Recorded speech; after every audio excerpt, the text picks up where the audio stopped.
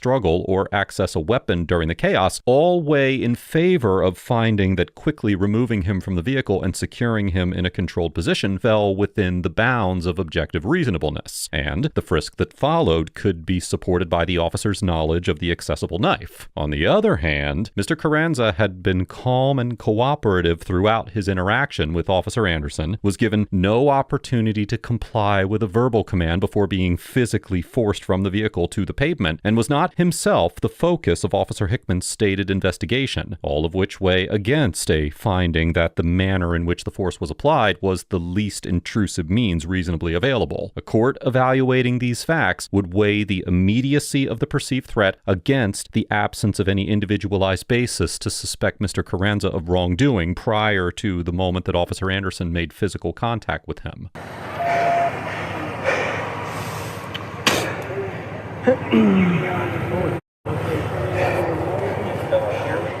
He just kept going back in. The knife was right there. That's when I was...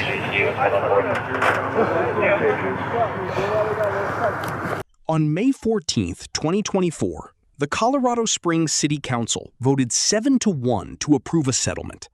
7 votes to pay, 1 vote to fight, 0 votes to admit what actually happened on October 9th, 2022. Picture this: a car moving 15 miles an hour in a 45 zone at night with no rear plate. That is the entire crime. Slower than a bicycle. And by sunrise, a man would be bleeding from his head and his arm on his way to a hospital, and a city would end up owing him $2.1 million. Before we go deeper into what the documents actually show, make sure you're subscribed to Police Misconduct Case, because we don't just cover the story, we follow the evidence.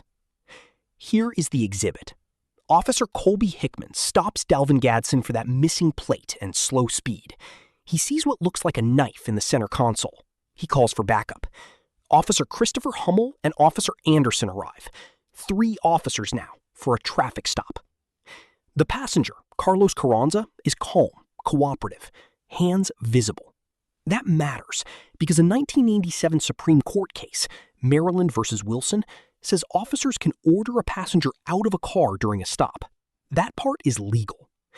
What happens next is where the law gets was on tested. Patrol in Colorado Springs, Colorado, when he initiated a traffic stop on a vehicle driven by Dalvin Gadsden with passenger Carlos Carranza after observing that the vehicle had no rear license plate and was traveling at approximately 15 miles per hour in a 45 mile per hour zone. During his initial approach, Officer Hickman observed what he believed to be a knife in the center console of the vehicle, after which he called for additional units, with Officer Christopher Hummel and Officer Matthew Anderson responding as backup. The encounter that followed was captured on the officer's body-worn cameras. We will start our review of the footage with Officer Anderson's body camera.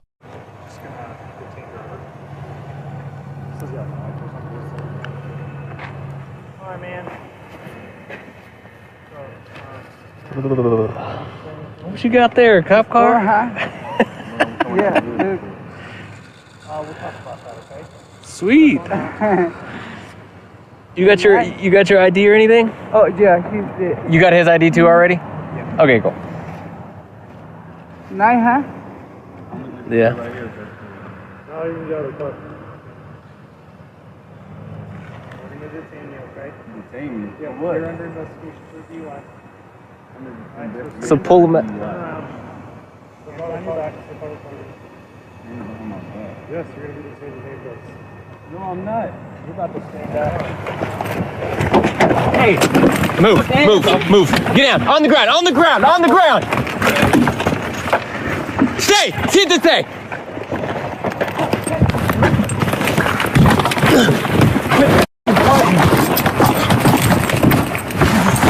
I'm not calling you, bro. Get out of the car.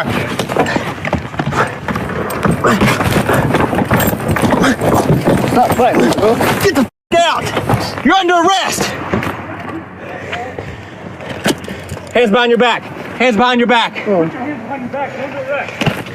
Hey, pero you hide from me. Yeah. Hands on your back now. Why has me? You're good. Let me get up. Stay. Alright, bro, what is this? Still? Yes. Bro, I love y'all. Put your hands on your back. All right, bro. You done? Flip over now!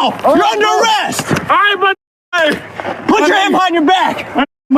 you're showing now. What the? No! Not do. All right. What the you do, bro? I ain't fighting no kill. Get on your back now! I'm trying. My brothers. I'm gonna tase you. My brothers, no. My brothers. Oh, my brother. Oh, my brother. Oh, my brother. Oh my God. Behind your back now! Right hand behind your back now! Yes, sir. Hey, I said right hand behind your fucking back now! Okay. Okay. We got 2 detained. Boo. Stay here. Stay here. You're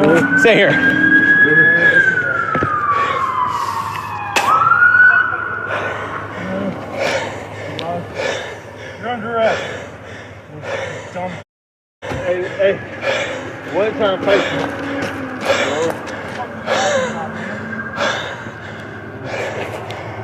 Negative, you can slow everyone down. Code 4, 1 in custody, 1 detained. Supervisor medical, code 2. You good, Hickman?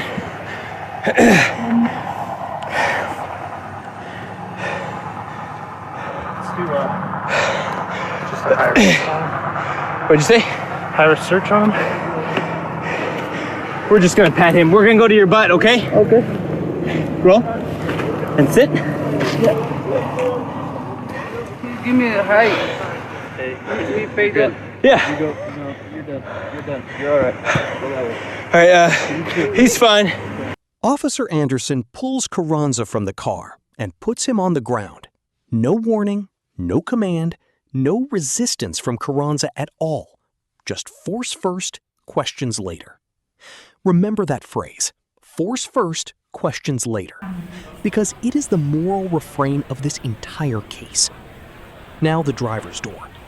Gatson is told he is being detained for a DUI investigation. He hesitates.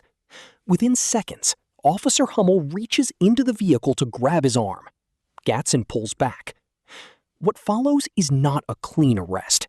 It is a violent, chaotic struggle, spilling out of the car and onto the pavement, with 3 officers surrounding 1 man.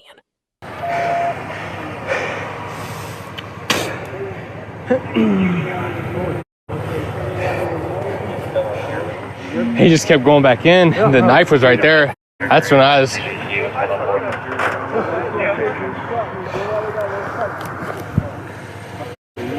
I split my knuckles through my gloves. I got your car back. Oh, thank you. Yeah, you're welcome, man. In addition to the footage from Officer Anderson's body-worn camera, the same sequence of events was simultaneously captured from a separate vantage point on Officer Hummel's body-worn camera. Tries to get out immediately. Yeah. Just 2 of them in there. Is he going to be detained for a DUI investigation? Yeah, I was waiting for you guys to pull him out. Looks like there was a knife in the center console. Okay. Yeah, I was just waiting. Hey, Victor 9, code 4. Good.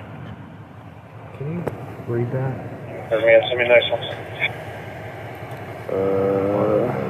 Copy. Maybe. He's not going to have a return with that. Hey, Victor 9. Just gonna detain driver. Says he got a knife or something in the center console. All right, man. So, gonna ask you to just not reach for anything and step on out of the vehicle, okay? Going out to do. We'll talk about that, okay? So just step on out. You got your ID or anything? You got his ID too already? Yeah. Okay. I'm gonna just chill right here if that's cool. No, you can get out of the car. And we're gonna detain you, okay? Detain me? Yep, For what? you're under investigation for a DUI. Under All right, so investigation stand for up, a DUI. turn around. Step Stand out of the behind your car. back. Step out of the car, man. Hands behind my back. Yes, you're gonna be detained in handcuffs. Oh, no, I'm not. You're about to stand You up. are. Hey, put your hands off me.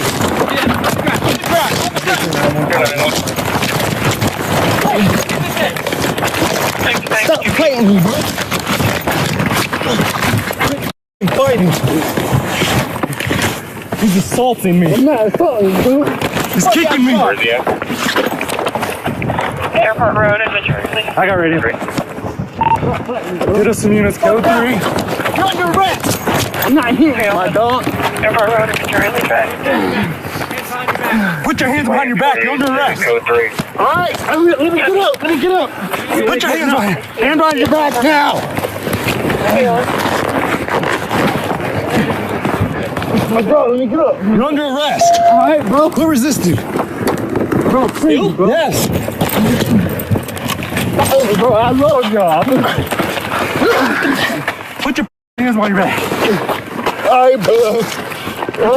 Flip over now. You're under arrest. I'm under the Put your hand behind your back. my On your stomach now. what the Now.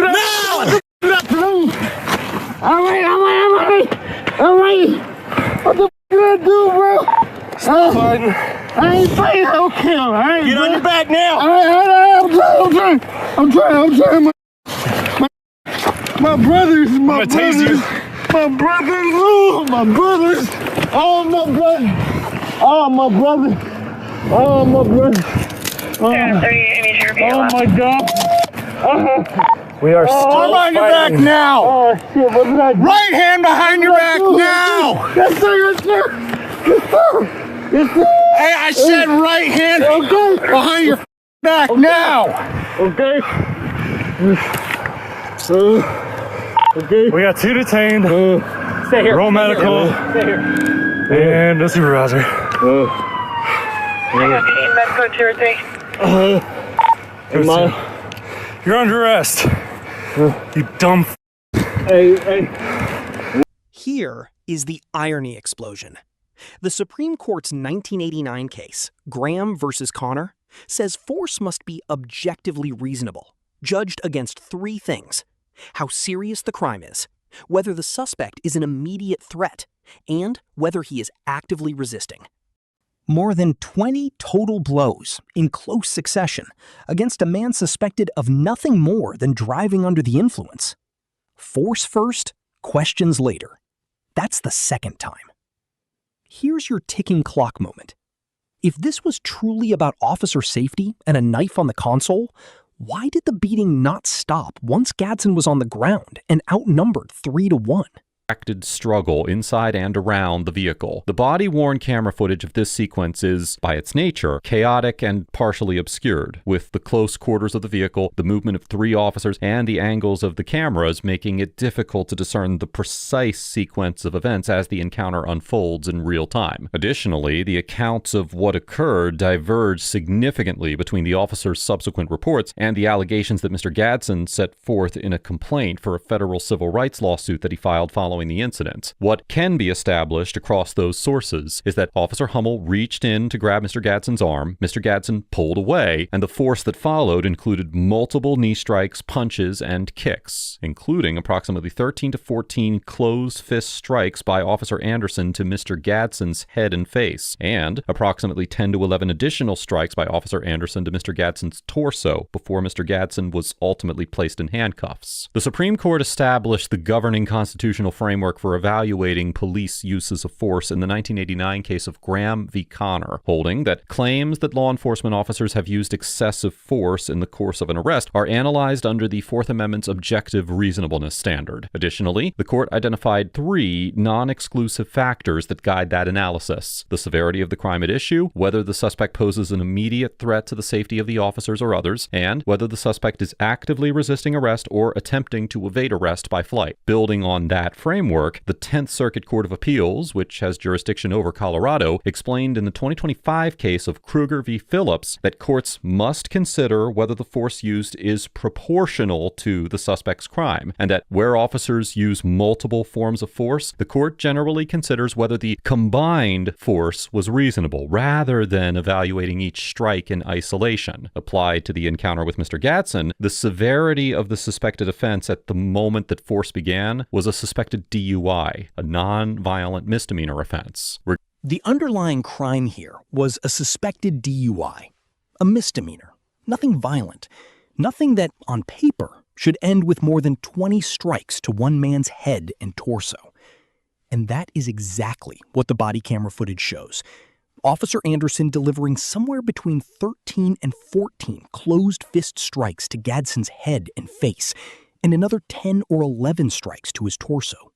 Ask yourself that, because the answer to that single question is the difference between a lawful use of force and a 6-figure, now 7-figure liability for an entire city. The parallel narrative matters here too. While this was happening, Gadsden was already being charged. 2 counts of assault in the 2nd degree, obstructing a peace officer, resisting arrest, failure to display a license plate, driving under the influence. A 5-count criminal complaint built in real time while the body cameras were still rolling. Hello? 31214, do you still need units code 3? Slow everyone down. Code 4, 1 in custody, 1 detained. Supervisor medical, code 2. God. I copy.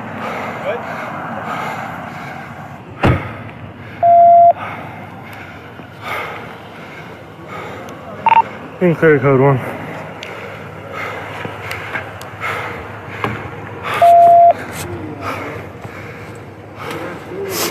Could you repeat your last? Holy 228, when you get here, if you can come up here with this gentleman with me. He said you can clear the code 1.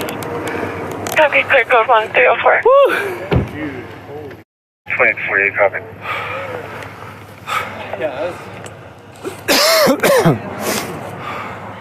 You good? He just kept going back in. Yeah, no. Dude, Area from CGC, what's going on? 304.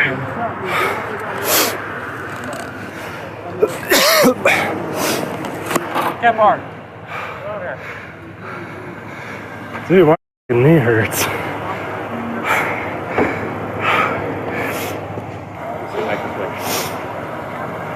You good?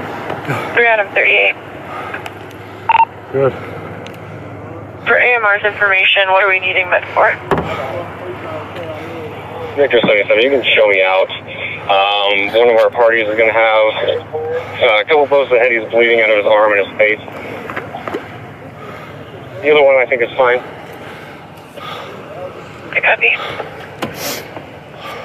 Victor 77, yeah, it's just going to be our one party that's bleeding out of his head and his arm. They need medical for. Second party detained was not had any use of force on him. I copy. Hey, before he goes, take pictures of him. Hey, Cap. Hey, get the bin on that vehicle. Stolen? They were acting so weird when I came up. Made him put his hands out the window because he was fucking acting so weird. So keep your hands out the window. Gave me his ID. Everybody good? He did not want to get out of that car. I bet that's stolen. What do you guys need? Besides, Pull 14 on animal. 307. Yeah, that's mine. Thank you. Yeah, we got enough that are coming, so you guys can stay out of it for here.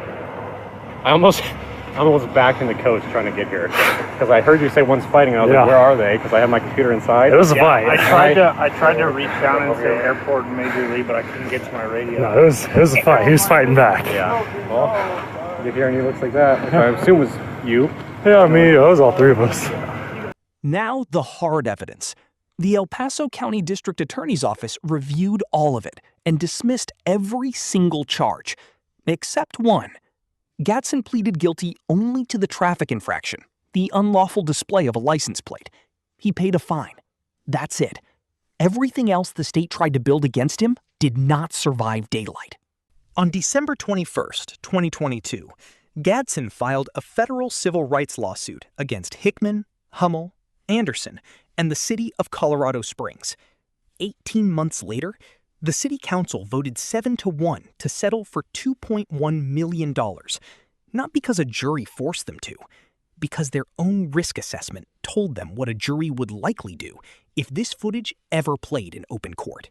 Received medical treatment for the injuries that he sustained during the encounter. He was subsequently charged with 2 counts of assault in the second degree, 1 count of obstructing a peace officer, 1 count of resisting arrest, 1 count of failure to display a license plate, and 1 count of driving under the influence. The El Paso County District Attorney's Office subsequently dismissed all the criminal charges, and Mr. Gadsden ultimately pleaded guilty only to a traffic violation for unlawful display of a license plate, for which he received a fine. On December 21st, 2022, Mr. Gadsden filed a federal civil rights lawsuit against Officer Hickman, Officer Hummel, Officer Anderson, and the city of Colorado Springs. On May 14th, 2024, the Colorado Springs City Council voted 7-1 to approve a $2.1 million settlement with Mr. Gadsden, and the case was formally terminated by stipulated dismissal on June 24th, 2024. Separately, the Colorado Springs Police Department conducted an internal affairs investigation in which Deputy Chief David Edmondson found the use of force allegations against Officer Hickman, Officer Hummel, and Officer Anderson to be unfounded under the department's policy. The department did, however, sustain allegations against Officer Hummel for violating the treatment of the public policy and the conduct unbecoming of a police officer policy, both arising from his post-incident comments toward and about Mr. Gadsden, for which Officer Hummel received a 10-hour suspension and was removed from his position as a police training officer. The department also sustained an allegation against Officer Anderson for violating the orders and discretionary judgment policy, for failing to evaluate the effectiveness of his strikes and consider alternative tactics during the application of force, for which he received a supervisor discussion record and 10 hours of remedial scenario training. Additional sustained findings against Officer Joshua Kephart for impartiality-related comments after the use of force, and against Sergeant Kareem Fudge for failures in scene supervision and investigative procedures, resulted in a supervisor discussion record and a written reprimand, respectively. And here is the institutional irony. The Colorado Springs Police Department's own internal affairs investigation found the use of force allegations against all 3 officers unfounded. Not one of them was found to have used excessive force, according to their own department. But Officer Hummel was still disciplined for his conduct and comments toward Gadsden after the beating. Officer Anderson was still disciplined for failing to evaluate his own strikes and consider other tactics while he was delivering them. You can call force unfounded and still hand out remedial training for how that force was applied. Force first, questions later. The third and final time. Say it with me, because it is the entire thesis of this case. So here's where the story leaves us. The traffic stop was lawful. The order to exit the vehicle was lawful. But the speed with which officers escalated to physical force before any real chance to comply, before any de-escalation, is what turned a 15-mile-an-hour traffic stop into a multi-million-dollar constitutional failure.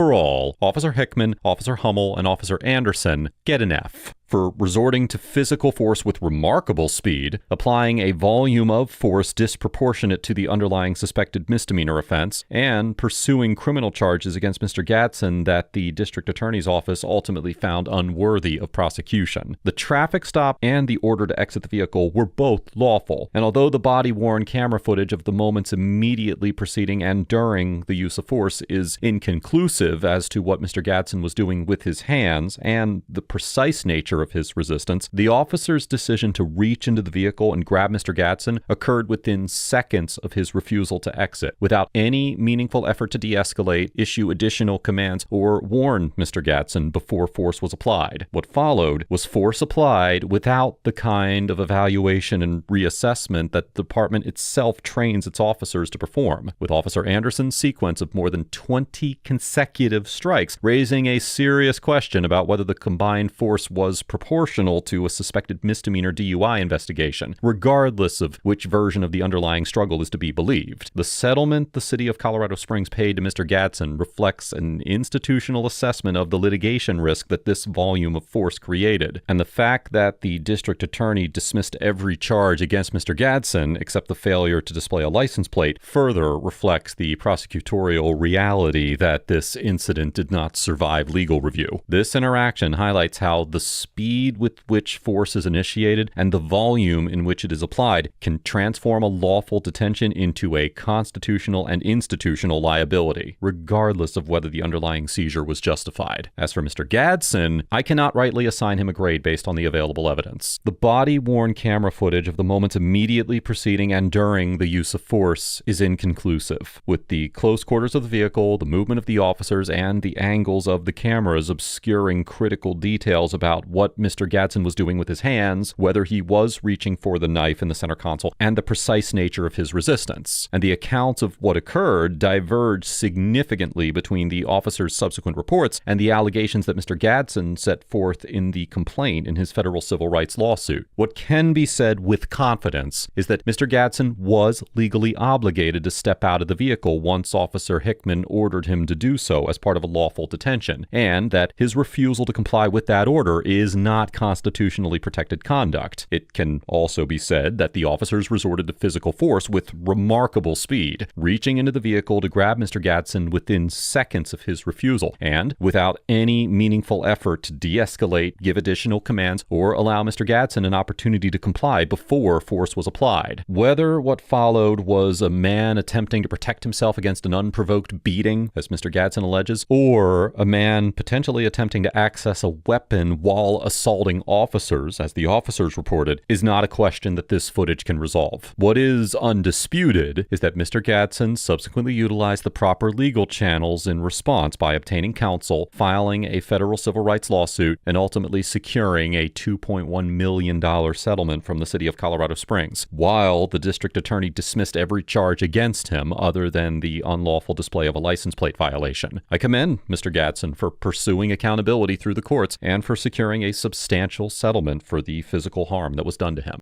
I want you to look at this yourself. Search the case Dalvin Gadsden versus City of Colorado Springs, filed in the U.S. District Court for the District of Colorado, case number 22CV03251. Read the settlement terms, read the internal affairs findings, then ask yourself the question this video keeps circling back to. If the department's own investigators call this force unfounded, why did the city still pay $2.1 million to make it go away? Leave your answer in the comments below.